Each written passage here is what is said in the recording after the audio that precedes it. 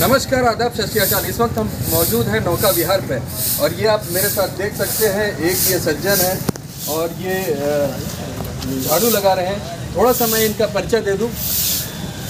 ये महेश शुक्ला जी हैं, पेशे से इंजीनियर, बिजनेस इनका कंप्यूटर इंजीनियर है और विगत कई वर्षों से ये लगातार, शुरू में तो ये शास्त्रीपुरम में रहते हैं, गोरखनाथ के आगे शास्त्रीपुरम में, वहाँ पे रहते हैं। स्टार्ट इन्होंने ये किया कि जब ये घर के बाहर निकलते थे तो इनके घर के आसपास बहुत ज़्यादा कूड़ा होता था और उसको इन्होंने आसपास वालों से मना किया कि भाई इसको साफ़ रखिए, लेकिन वो माने नहीं। उसके बाद इन्होंने एक ज़िद ठानी कि उसको सफाई करना शुरू किया और सफाई करते करते पहले अपने घर के सामने किया, फिर आगे बढ़े और पूरी गली को इन्होंने साफ़ किया। उसके बाद इन्होंने जब नौका विहार बना तो इनको यहाँ पर, जब ये टहलने के लिए आए तो यहाँ पे देखें बड़ी गंदगी का अंबार लगा हुआ है। लोग बाग आते हैं, अपना पिकनिक मनाते हैं, टहलते घूमते हैं, खाते हैं, खोमचे वालों से सामान खरीदते हैं और यहाँ पर फेंक करके चले जाते हैं। सफाई का कोई ख्याल नहीं। इन्होंने ठाना और उसके बाद यहाँ पर ये सफाई करना शुरू कर दिया।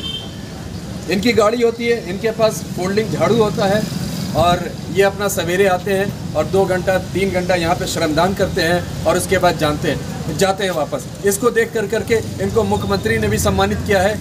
इस वक्त करंट दौर में आज की अगर बात करें तो ये सफाई चैंप, नगर निगम ने इनको सफाई चैंप का खिताब दिया है और उनको सम्मानित किया है। कई तरह से इनको सम्मान मिल चुका है, कई जगह से सम्मानित हो चुके हैं। बड़ा हर्ष का विषय है। ये मैसेज देना चाहते हैं समाज को कि ग्रीन सिटी और क्लीन सिटी एकदम साफ़ सुथरा रखिए, इधर उधर मत फेंकिए, जहाँ पर निर्धारित जगह है वहाँ पर कूड़े करकट को फेंकिए। आइए हम इनसे कुछ बात करते हैं। पेशे से इंजीनियर, और ये तो बड़ा दयनीय स्थिति वाली बात है कि जो झाड़ू देते हैं या साफ़ सफाई करते हैं उनको बड़े हेय दृष्टि से देखा जाता है। कैसे आपका शौक़ इस पर आया? सर, हेय दृष्टि में कैसे इस बात को कह सकता हूँ। आप जैसे सम्मानित मीडिया जिसको जो नेताओं और बड़े बड़े लोगों की बाइट लेती है, आज मेरी बाइट ले रही, मैं कैसे इसको हेय दृष्टि मानूँ?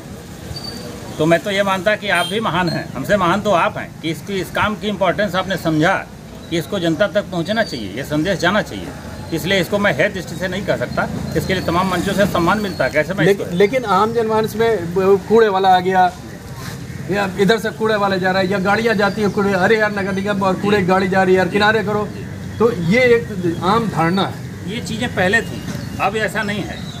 पहले लोग कहते थे कि कूड़े वाला आया है, अब लोग कहते हैं सफाई वाला आया है, क्योंकि यह प्रधानमंत्री जी ने इसकी परिभाषा ही बदल दिया। लोग पहले कहते थे कूड़ा वाला आया है, उन्होंने कहा नहीं, कूड़ा वाला तो हम हैं, जो कूड़ा फेंकते हैं वो कूड़े वाले हैं, वो तो सफाई वाला सफाई करने आया है। तो बेसिक एक बात पूछेंगे कि 2 अक्टूबर 2014 से प्रधानमंत्री ने स्वच्छ भारत अभियान का शुरुआत किया था झाड़ू लगा के। क्या आप उससे प्रेरित होकर के इसको करना शुरू किए या उसके पहले से कर रहे हैं? सर, मैं ये काम 2008 से मैं कर रहा हूँ और इसकी जो स्टोरी मैं आपको बताऊँ कि हमारे घर के बगल में बिजली का पोल है, वहाँ पे मोहल्ले के लोग कूड़ा फेंका करते थे। 2008 के समय इतनी सफाई नहीं हुआ करती थी, लोग कूड़ा फेंकते थे, रोज़ मुझसे विवाद उसको लेकर के हुआ करता था। तो उसी दरम्यान मैं जयपुर जा रहा था यात्रा में, तो एक व्यक्ति हमारे सामने एक बैठा था सीट पे, तो एक महात्मा गांधी की किताब पढ़ रहे थे।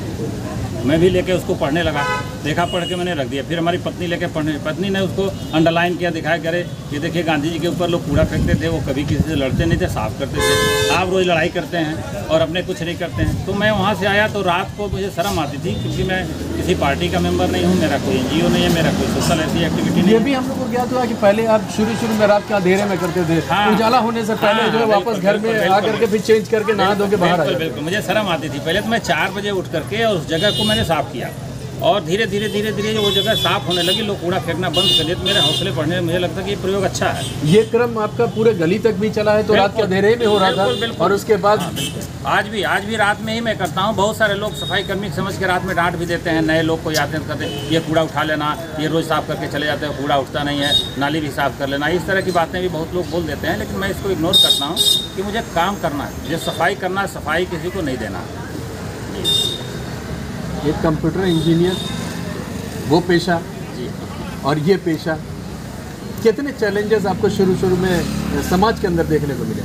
सर, खास तौर से परिवार वाले, जब लोगों को पता चला होगा, रिश्तेदार जो सवालिया निशान लगाते हैं, कमेंट करते हैं, कितनी जिल्लतें झेलनी पड़ी?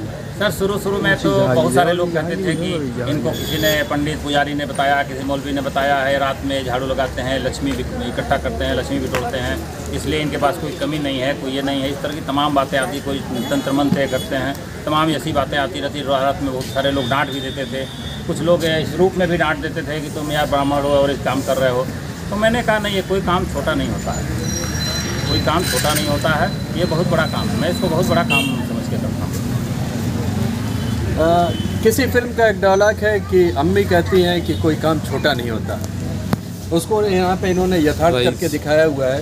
और यहाँ पर रोज़ आप डेली आ रहे हैं? कितने सालों से यहाँ नौका विहार पे आ रहे हैं? सर यहाँ पे मैं रविवार और बृहस्पतिवार आता हूँ और बाकी दिन अन्य प्लेस में काम तो ये 300 साल, मुझे लगता है कि 6-7 साल यहाँ पे आते हो गया। योग दिवस पर मैंने यहाँ पे आया था तो बड़ी गंदगी थी, 7 साल 8 साल पहले बड़ी गंदगी हुआ करती थी। तो मैंने आया तो बच्चों से कहा बेटा बड़ी गंदगी यहाँ पे, मैं अब यहाँ पे आऊँगा। तो बच्चे कहे कि ठीक है हम लोग भी आएंगे टहलने के लिए। एक चीज़ और आपके बारे में पता चला कि आप गाड़ी में इतना बड़ा झाड़ू नहीं रखा सर है, फोल्डिंग झाड़ू मेरे कार फोल्डिंग टाइप का बना रखा है आपने मेरे कार सुविधा के लिए। मेरे कार में एक फोल्डिंग झाड़ू पड़ी हुई है और एक लंबी झाड़ू पड़ी हुई है। लंबी झाड़ू मैं इसलिए लेकर आता हूँ कि आप जैसे अच्छे लोग मिलते हैं उनको, मैं मेरे साथ हमारे यहाँ पे कम से कम 15, 20, 25 लोगों की टीम है, बाकी लोग जा चुके हैं। तो मैं 2-3 झाड़ू गाड़ी में लेके भी आता हूँ और एक मेरी फोल्डिंग की झाड़ू परमानेंट मेरी डिक्की में, एक ग्लव्स और एक कंप्लीट एक सेटअप और एक झाड़ू मेरी गाड़ी में परमानेंट रहता है। मैं बाहर भी जाता हूँ तो होटल से निकल के 3 घंटा ये काम मैं करता हूँ अगर इंडिया में हो तो। ये सिर्फ गोरखीपुर के लिए नहीं, जहाँ भी जाएंगे हाँ जहाँ भी जाएंगे वो देश का ही तो हिस्सा है मेरे। मुझे ऐसा तो नहीं है कि मेरा विधानसभा क्षेत्र है, मेरा सभापति क्षेत्र है, वो देश का हिस्सा है। मैं वहाँ जाऊँगा, वहाँ 3 घंटे काम करूँगा। आज की अगर बात करते हैं तो देश को, प्रदेश को आप क्या मैसेज देना चाहेंगे साफ सफाई को लेकर के, जहाँ पर आप खुद एक नज़ीर बने हुए हैं, लोगों को क्या मैसेज देना चाहेंगे? सर लोगों को मैं यही मैसेज देना चाहूँगा कि आप सफाई अगर नहीं कर सकते हैं तो गंदगी ना करिए। ये मेरा हाथ जोड़ के सबसे अनुरोध होता है कि सफाई अगर नहीं कर सकते हैं तो गंदगी ना करिए। आज राष्ट्र का करोड़ों अरबों रुपए खर्च हो रहे हैं केवल सफाई में, वो मेरे फैलाए हुए कूड़े को इकट्ठा करने में इतने पैसे खर्च होते हैं। तो अगर हम सब गंदगी ना करें तो ये बहुत बड़ा देश का सहयोग कर सकते हैं। तो यहाँ पर इनका साफ ये कहना है कि अगर आप सफाई नहीं कर सकते हैं तो गंदगी भी मत कीजिए। अपने आसपास, अपने शहर को, अपने मोहल्ले को, अपने प्रदेश को, अपने देश को स्वच्छ रखिए, साफ रखिए।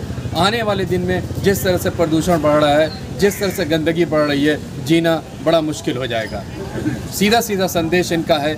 एक कंप्यूटर इंजीनियर होने के बाद, एक एलाइट पोस्ट होने के बावजूद ये सफाई का काम कर रहे हैं और एक नज़ीर पेश कर रहे हैं इस गोरखपुर के लिए।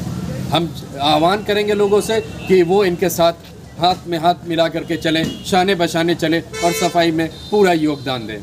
मैं मोहम्मद यूसुफ, गोरखपुर से EN डेली।